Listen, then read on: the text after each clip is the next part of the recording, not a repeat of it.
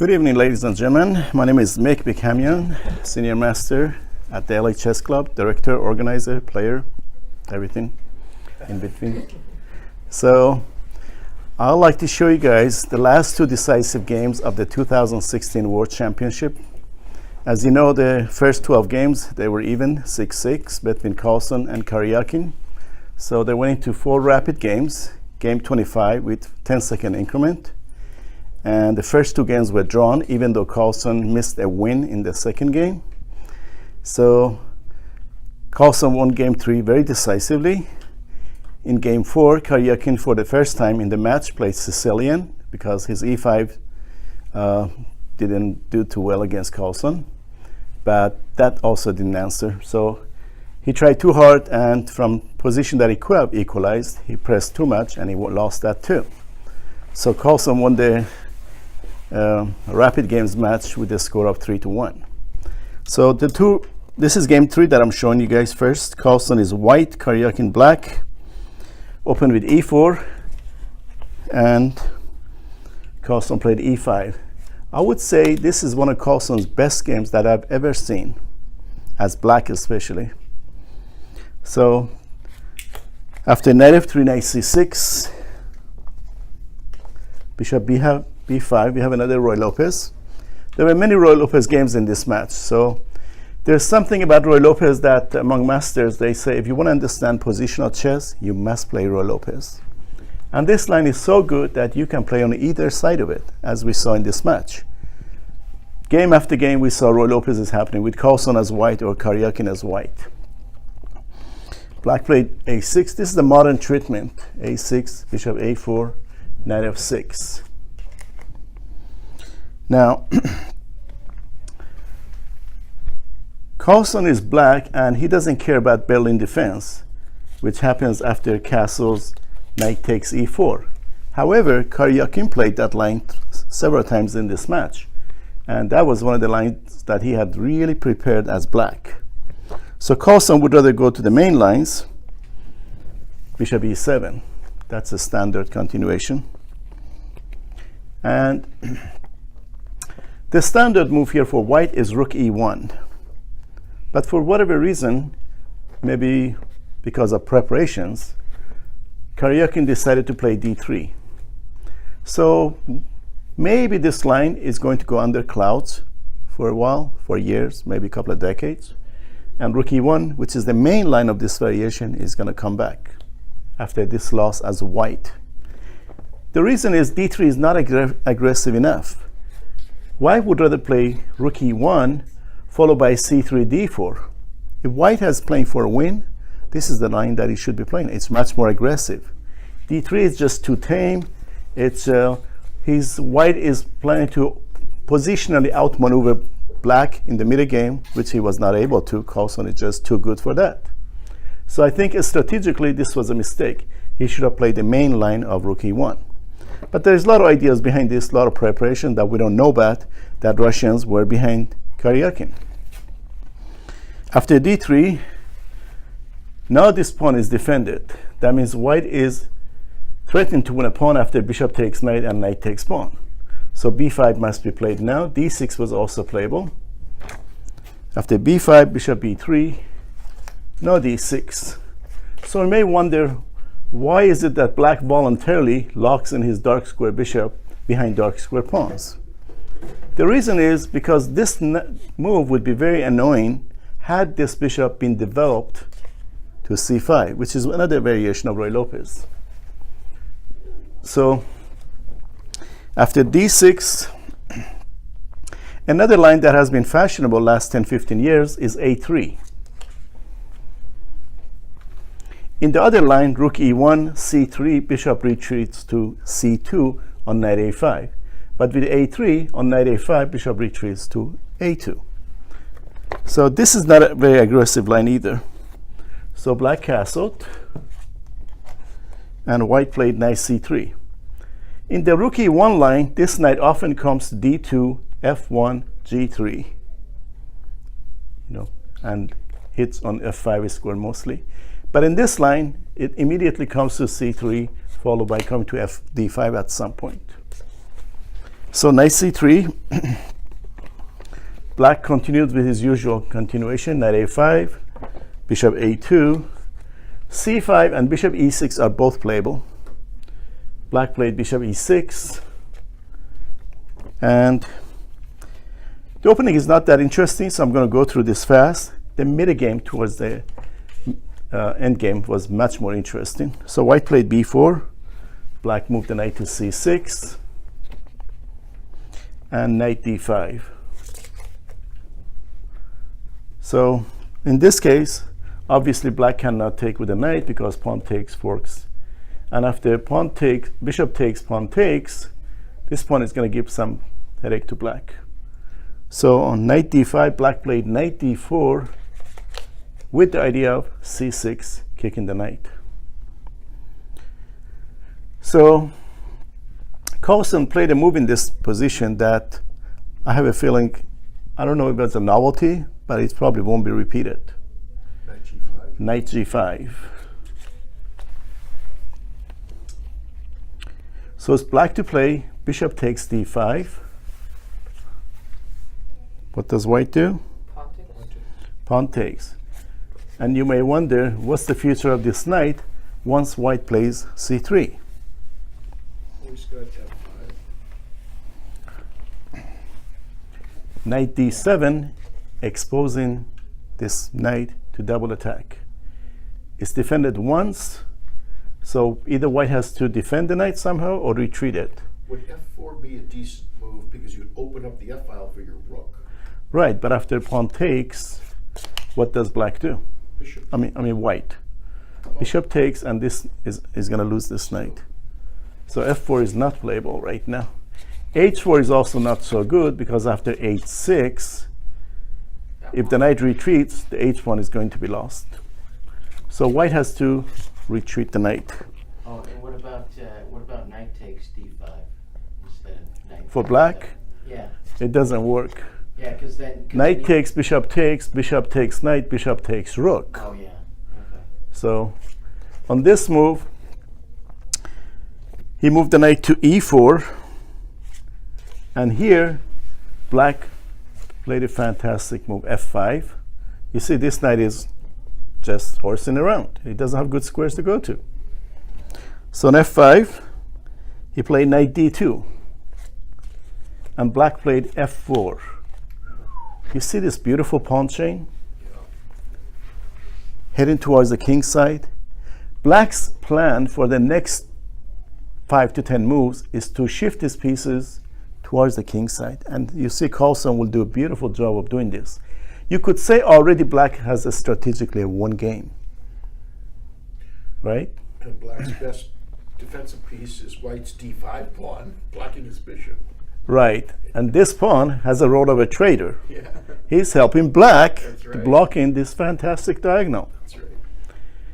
So the only concession that black had as a result of these pawn pushes, he gave this square to white, which turns out to have a little consequence because this knight here, which is going to go, is going to be challenged with this knight and eventually get exchanged. It's not a strong foothold, even though for the moment it looks like a good outpost. So white to play, first he kicked this knight. Knight has this great square to go to, knight f5, and of course occupied a great outpost in the center, knight e4. There's a saying among King's Indian defense players, which I'm one of them, that says white can if white gets a stronghold on e4, black loses the game. That's how powerful this knight is. Of course, this is not a King's Indian setup, King's Indian defense setup. As you know, King's Indian defense setup is like this. So, but because this knight can be challenged and there is not another piece that can go here, is not that effective, and the fact that this bishop is hemmed in by his own pawn, you could say already white has a very difficult position, but it takes few more moves for black to demonstrate it. So black to play, what was the strategy? To shift his pieces to the king side, starting with the strongest one. Queen e8, very good. It's not too hard to guess Carlsen's move once you know the strategic idea. So what is white's strength? You always want to play on the side of the board that is your strength. Black definitely has a strength on this side. This formation of pawns and the fact that white is just a sitting duck here and black just flow his pieces nicely and quickly to the king side. So c4, you should play c4. c4, you're right, but black didn't have to do anything even after c takes b5, pawn takes b5. So white wants to play with a pawn, so he played bishop b3. A slow plan. So white is trying to expand on the side of the board that is a little bit of his strength, and black, of course, is going to push on this side of the board. You will see also in this game how beautifully Carlsen plays on both wings. It seems that Carlsen should play on the side of the board that is his strength, which is the king side. But later on, it's the a file that becomes deadly for white pieces, you'll see. Black to play queen g6. White to play f3. A little precaution so that black wouldn't be sacking this pawn at the right time. Black to play bishop h4. Just mass your pieces towards your opponent king side. It doesn't have to do anything immediately. Once you mass your pieces and bring enough pieces, tactics will come naturally. Bishop h4. White to play a4. Okay. So white is planning to play pawn takes, and maybe trading rooks, maybe bishop out, and eventually c4, and try to get a pass pawn. On a4, black played knight f6, challenging white's knight on e4. So obviously e4 is an outpost. Outposts should be occupied with pieces, not pawns. That's why white decided to do something about defending this. So played queen e2. He could have done nothing, and knight takes, pawn takes. Looks like a good-looking pawn formation, nice chain and everything. But black started creating accidents on the king side. So white played queen e2, and black, totally unexpected, beautiful move, a5. So with this move, black will force open the a file. And you'll see later on in the game that black is the one who benefits from opening up the a file. So white played a takes b5, and black took advantage of the fact that a1 rook is undefended, played a takes b4. So white could trade rooks and win the b4 pawn, but these double pawns here, they're horrible. And this pawn hemmed in by the bishop. Bishop hemmed in by the pawn. So white played bishop d2 and connected the rooks. This is a situation that whoever initiates trading rooks, give the file to the other side. So black to play.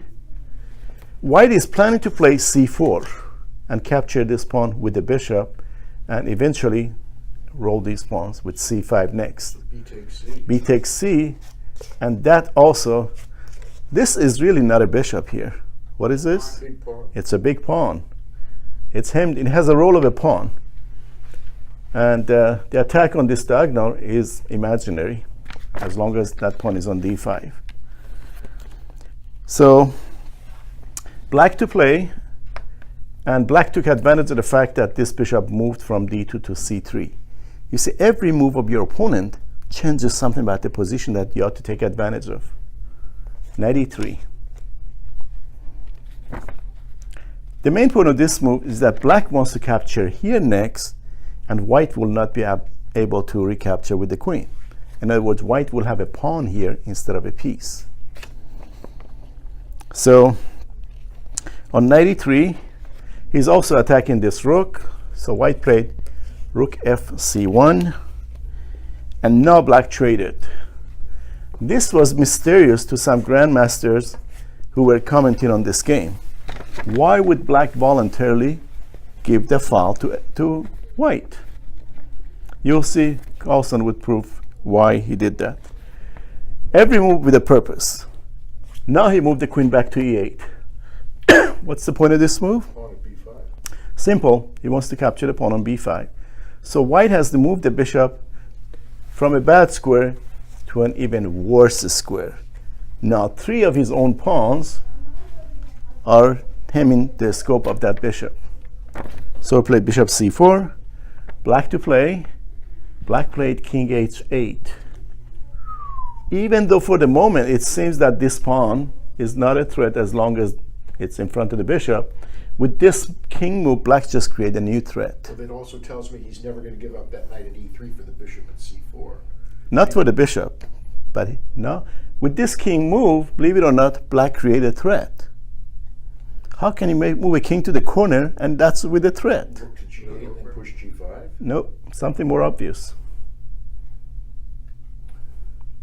I don't know, knight to g8 to h6. How about knight takes pawn? Two knights hitting the d5 pawn. Yeah. That's what he's trying to do.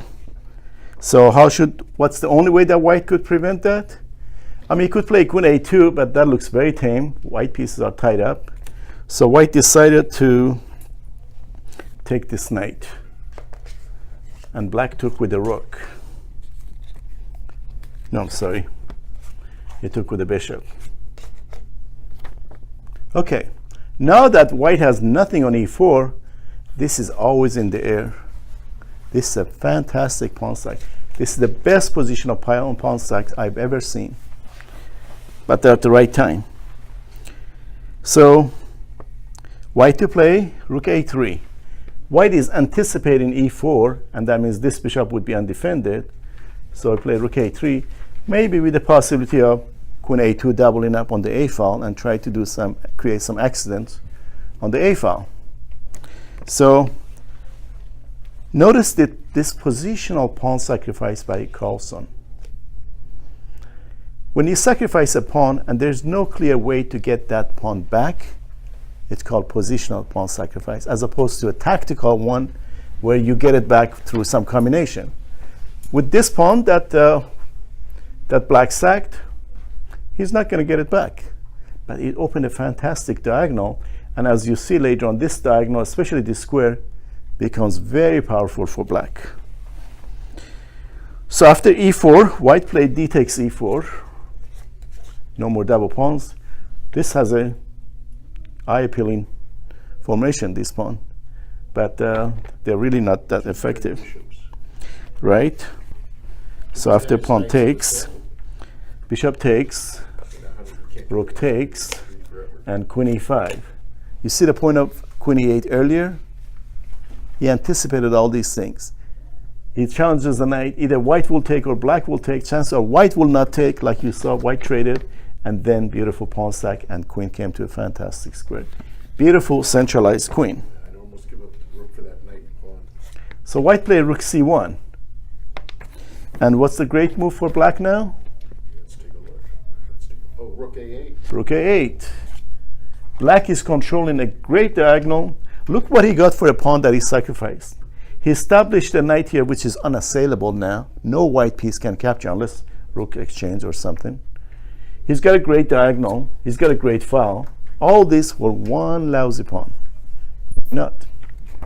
Rook a8, and not surprisingly, the game would be over in 5 moves. Once you have a great position, tactics will come naturally. After rook a8, white played h3, so that just in case he needs to get the king to h2. And here's a beautiful move by Carlsen. What do you think black should do here? Well, he's got the same problem white had, back rank weakness, maybe h6. He was following the game. Most people, they were expecting this move, which looks a little bit scary. Knight takes bishop, discover check, and white would have played king h2. But here's the thing, advice from good, strong players. Before you embark on a tactic, make sure your king is safe. After all, king safety is the #1 principle. h6, just in case. Yeah, and just makes sense. as you see later on, this move proves to be very useful. White to play king h2 because he knows black's going to play queen here next. Sure enough, queen d4. And white to play. What should he do? Well, how can he challenge the queen? Maybe queen d3, trade queens? You could say white is in a little bit of a zugzwang. He doesn't seem to have any good moves. Get rid of the queen. It's queen d3. Queen d3 was, on queen d3, chances are black will play queen b2, threatening mate. So rook g1. Rook g1, then he will double up with the rook. And then, oh, and the queen can't go back. And then he can check him. Well, I think, could he check him with the knight? No, he can't check him. So in the game, white did not play queen e3, d3. Instead,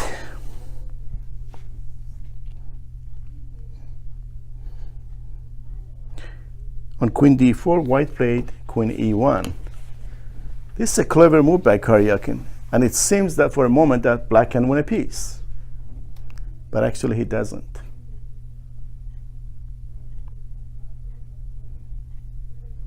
And it would have been a mistake to trade this beautiful minor piece against this inept bishop.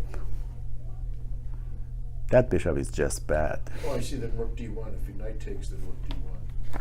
It has to be If knight takes, queen b4, that way. and win the knight next. Okay. But Carlsen didn't fall for this. Just play solid, strong moves.